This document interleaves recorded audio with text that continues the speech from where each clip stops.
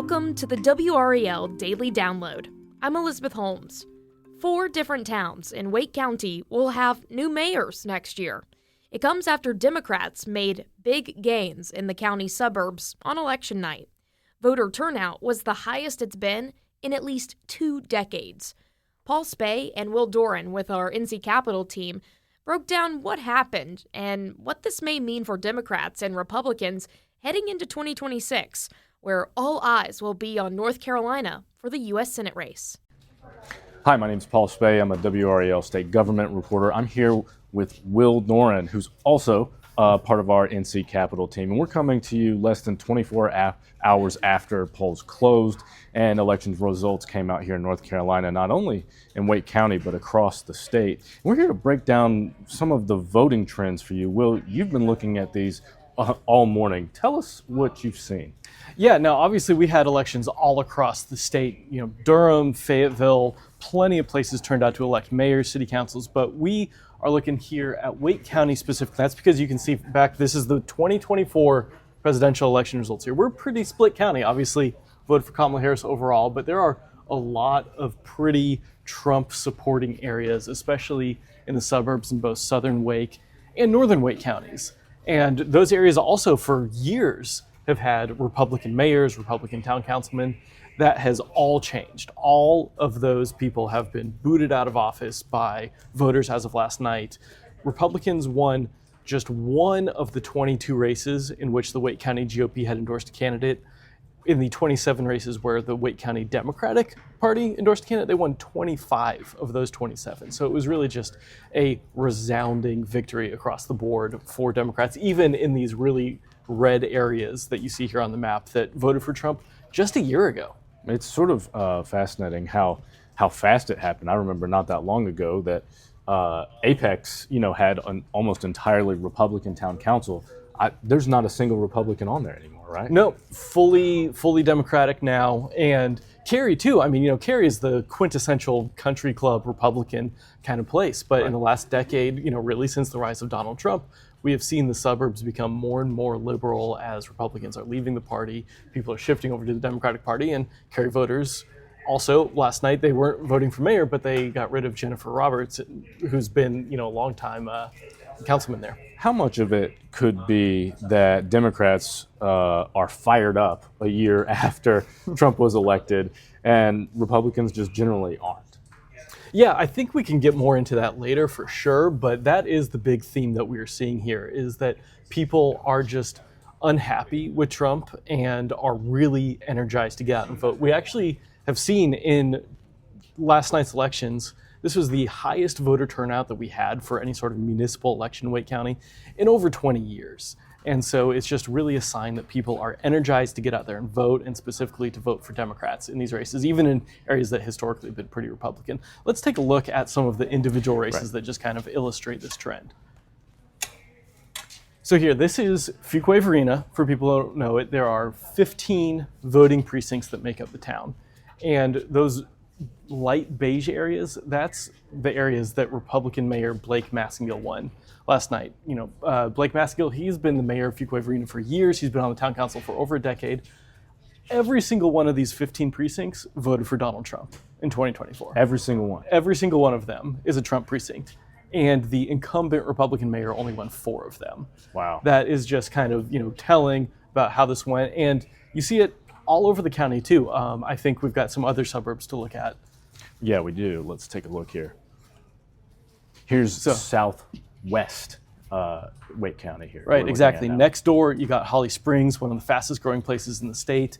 And, part of this Democratic influx too is because you have so many people moving here from other states who are Democrats. But part of it too is just these trends that we have seen in the suburbs getting more and more liberal. And again, you have 12 precincts that make up Holly Springs. 10 of those 12, Trump won. One of them was actually a tie. Only one of these 12 actually voted for Kamala Harris. To show that your vote does matter. There can be ties. Exactly. But, in the election last night, it was the Democrat picking up 7 of those 12 in knocking out the Republican incumbent mayor, Sean Mayevsky. Wow. Let's take a look at one more. This is actually probably the most wild example of all of these. This is Wake Forest up here in northern Wake County. And again, this is an area where Trump won almost all of these precincts. I think it was 10 of the 13 in 2024. Right. Wake Forest, one of the last towns with a Republican mayor, home to a seminary, sort of traditionally, historically, a little more conservative than a lot of the suburbs of Wake County, of Raleigh. Right. And Vivian Jones, who's the mayor there, she's unaffiliated technically. She doesn't belong to the party, but she's a conservative. And she's been the mayor since 2001. And a lot of those elections, she has won by massive margins. I mean, we're talking 60, 70% of the vote. Not a single one of those precincts voted for her last night. It was all the Democrat. Ben Clapsaddle, who, he's not a complete unknown figure. He's been on the town council there for years. But I mean, we're talking about a popular conservative mayor in an area that overwhelmingly voted for Trump just a year ago. And I mean, he's winning, look at these numbers, 75 to 24. That's a 3-1 margin in some of these areas. It's not close. No, it was not close. And that was really the theme of this whole election, that it was not close. I mean, Democrats just really stormed to victories everywhere.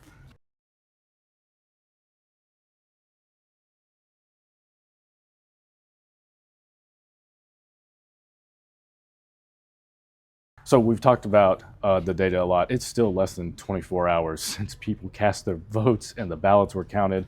One thing to point out is that, while Democrats did well last night, we don't know if this was just a good get out the vote effort from Democrats, or how many of these people whose ballots you've seen, not on this chart, but on others we've shown you, are swing voters. What are we going to be able to take away yet? For next year's midterm election. We'll have to wait a little bit to get the full data to dig into, okay, was this just Republicans are staying at home and Democrats are getting up off the couch and going to vote? Or was this a lot of, swing voters or even Republicans turning out and kind of turning against their local Republican incumbents, saying, we're done with this. We want Democrats to be in charge, at least here at the local level. Right. But again, why should we care about this?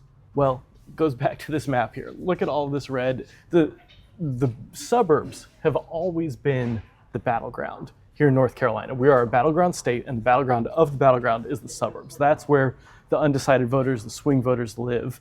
And in 2026, here's our article, we've got a huge U.S. Senate race coming up in just a year. Right. It's already well underway between both of these men, Roy Cooper, Michael Whatley. They obviously still have to win a primary, but I think everyone expects them to do so coming up in March. And looking at these results in the suburbs, that battleground area for Democrats, I think this is something that probably the Cooper campaign is pretty excited to have seen last night. Right. Well, we may not have, the crosstabs and the spreadsheet showing, who changed their mind. The Cooper and Whatley campaigns pay people a lot of money to get that data as soon as possible so they can start tailoring their messages to voters over the next year on air and internet ads and text ads that you'll get on your phone. And one thing that we saw this year leading up, not just to this race, but to the Charlotte municipal elections, was a lot of talk about the woman who died on the train. And there, her name was Rena, and she lost her life to a man who's awaiting homicide charges. But that video was played over and over again. It was shown in ads. It was shown on television media, and pundits talked about it and talked a lot about crime and safety in Charlotte. Well, in Charlotte, it didn't appear to do much for Republicans. They still lost. Democrats overwhelmingly, for the most part, won their seats back. The mayor, that race wasn't even close. Vi Lyles won her seat with like 70% of the vote in Charlotte. So, of course, these issues of public safety can still resonate to people who don't specifically live in Charlotte. But the fact that voters there, who are the ones most touched by this, didn't really seem to mind the city's track record on public safety, which is, what the city council is there for. Right. Really foreshadow, I think, looking ahead to 2026, will those messages work? I mean, when Republicans introduced Irina's Law, named after this victim, they brought Michael Whatley to their press conference with them. You beat me to it. We saw, that was one of his first public appearances, at least here in Raleigh, where he came down to the Capitol and stood with state lawmakers and said, we need to fix this. And it was what we thought a sign of things to come for his campaign over the next year. It'll be interesting to see if they recalibrate and put some other topic at the forefront of his campaign, since this one didn't seem to make a dent, at least not in the Charlotte City Council elections. Yeah, and I think one thing that we do need to couch all of this with is, I mean, Democrats are not taking 100% of victory lap here. We said that this was the highest turnout in 20 years for municipal elections. Well, it's still only 25% of people voted, so 3 in every 4 people who could have come out and voted didn't. And obviously we know turnout is going to be a lot higher in 2026, and there's probably going to be other issues that we don't even know about right now that are going to be inspiring people. But I think what we have seen, at least for right now, is Democrats are fired up, they are energized, they want to get out, they want to go to the polls, and Republicans really are not feeling that same kind of energy. When everyone is getting 18 texts a day from both of these campaigns asking them to come vote next year, when we just see, a constant barrage of, TV ads, social media ads, things are going to change. But I think at least for right now, clearly the momentum is on one side. Right, and it's clear that people in the Republican Party are taking notice, specifically President Donald Trump. He made some remarks this morning about things needing to change and Republicans perhaps needing to change their strategy. It'll be interesting to see if in the immediate future we see a change in posture on this government shutdown. Both sides, Republicans and Democrats, have been pointing the finger at each other, blaming the other side for not coming to the table and striking a deal. That's probably what we'll see happen before we notice any changes to these campaigns, just because this election is still a year away. President Trump and Democrats in the Senate and the House and in Washington are probably going to make adjustments much faster than what you'll see around here, is my guess. Yeah, still far away. You can't use one night's elections in an off-year municipal race to say, okay, these folks are going to win, these folks are going to lose. But I think both campaigns, like you said, are really, really looking at this and saying, okay, how do we tailor our messaging? How do we fix our messaging? How do we reach people and actually get them excited about our candidate or keep up our momentum that we've got heading into a huge midterm year in 2026? You can find this full conversation on our YouTube. Be sure to like and subscribe so you can stay up to date with everything we're covering. And if you've listened to this podcast on WRAL or the WRAL News app, you can also find it in Apple Podcasts, Spotify, or anywhere you listen to podcasts. Follow the show so you don't miss an episode. Thanks for listening.